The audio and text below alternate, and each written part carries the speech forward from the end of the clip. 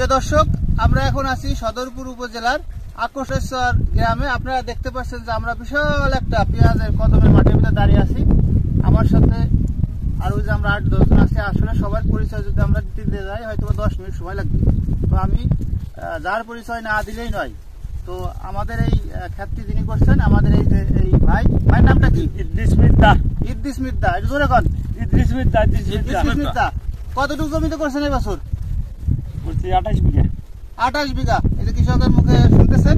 আর ওনার পাশে দাঁড়িয়ে আছে ফরিদপুরের বিশিষ্ট ব্যবসায়ী দত্ত সিড অ্যান্ড নার্সারির মালিক তাপস কুমার দত্ত। তো আজকে আমরা ওনাদের দুইজনের কাছ থেকে কিছু তথ্য আমরা নিব। তো ইদ্রিস ভাই, আপনি তো প্রতি বছরই পেঁয়াজ করেন। তো এই বছর 28 বিঘা করছেন। 28 বিঘা। কি কি জাত করছেন বলেন? কিং আর হাইব্রিড। কিং আর রানি ওয়ান। এই যে কিং হাইব্রিড রানি ওয়ান, এই যে বীজের যে জাত করছেন, এই ভাল্ব আপনি কোথায় পেয়েছেন? সোনাপুর, বালিয়াকান্দি সোনাপুর থেকে আনছেন, তাই না? তো যাই হোক, এই বছর তো কদমে মাঠ দেখে মনে হচ্ছে খুব ভালো আছে। হ্যাঁ, ভালো আছে। তা কি আশা করতেছেন, কি ফলন ভালো হবে? ফলন ভালো হবে। তো যাই হোক, আমরা কৃষক ভাইয়ের কথা শুনছিলাম। এখন কি পরিচর্যা করতেছেন? কি এখন কোনো ফুল আইছে? ফুল আইছে না? ফুল আইছে, যে হাত পরাগায়নের কাজ চলতেছে না? পরাগায়নের কাজ চলতেছে। তো দর্শক, এই দেখেন, এই যে আপনার প্রত্যেকটা ফুল এইভাবে পরাগায়নের কাজ চলতেছে। তো আপনি এই ভাত পরাগায়ন করলে পরে পেঁয়াজের এই কদমের ফলন বৃদ্ধি পায়। এবং দেখেন, আমার মনে হয় 80% এই যে মহর আটকে গেছে না? আটকে গেছে। হয়তো বা আমরা মাসখানিক পরেই এটা যখন আটকে যাবে, তখন এই যে 40% কালো কালো দেখা যাবে আমরা বীজ। দেখা গেলে আমরা এটা ই করবো। তবে আবহাওয়া ভালো থাকলে আমাদের এই কাজটা করতে সুবিধা হবে। তো এখন দর্শক, আমরা মাসের 20 তারিখে 25 তারিখে চক উঠে যাবে। চৈত মাসের 25 তারিখের দিকে তারপরে আমরা বীজ হারভেস্ট করার পরে আমরা সংরক্ষণ করতে পারবো। তো আপনি যে এত বীজ আপনি যে উৎপাদন করেন, এটা বিক্রি করেন কিভাবে? মন হিসাবে বিক্রি করেন।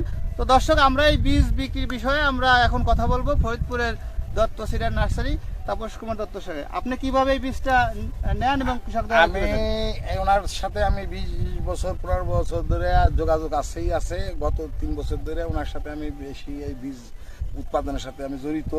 আমি ওনার 66% এই আকর্ষিতরের 66% হলো বিঘা। উনি এই জায়গায় 28 বিঘা এবার আবাদ করছে। আগে অনেক বেশি করতো। তবে এই যে ভাতগুলা, এগুলা লাল তীর হাইব্রিডের দিকে যে কদমের জন্য ভাত চায়, এটা উনি সাথে থেকে আমরা ইসের থেকে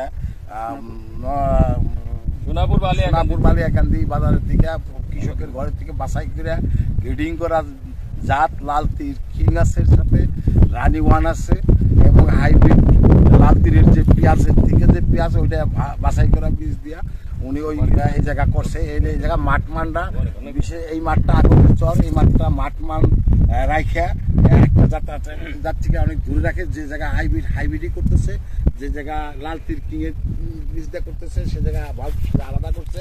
এই জায়গা কোনো মাঠমানটা মোটামুটি অন্য জায়গার থেকে ভালো। এই বীজ ওনার হওয়ার পর আমরা যখন এটা তুলে, তখন আসে ওনার সাথে থাকে কাছের থেকে এই শুকানো কোচিং খুব সুন্দর করে ময়েশ্চার 7-8 নিয়ে আসি। আনার পরে এগুলা ওনাদের কাছ থেকে নিয়ে আমরা বাজার মতন দিয়ে আমাদের দত্ত সিড অ্যান্ড নার্সারি নামে দত্ত কিং এ মার্কেট করি। এবং আগামীতে আরও একটা জাত ভ্যারাইটি বাড়ি করব, সেটা ওনার এক হাতে বীজ মার্কেট করব, যাতে কৃষকের ফলনটা ভালো পায়, আমার ভালো বীজ পায়। ভালো বীজ পেলে আমার কোম্পানির সুনামটা থাকে, এই আশা আমি করি। এবং আগামীতে আপনারা যে যেখান থেকে জানছেন, যে যোগাযোগ রাখবেন Dutta seed and nursery, Tapas Kumar Dutta proprietor, Haji Shariatullah Bazar, Faridpur. সবাইকে ধন্যবাদ।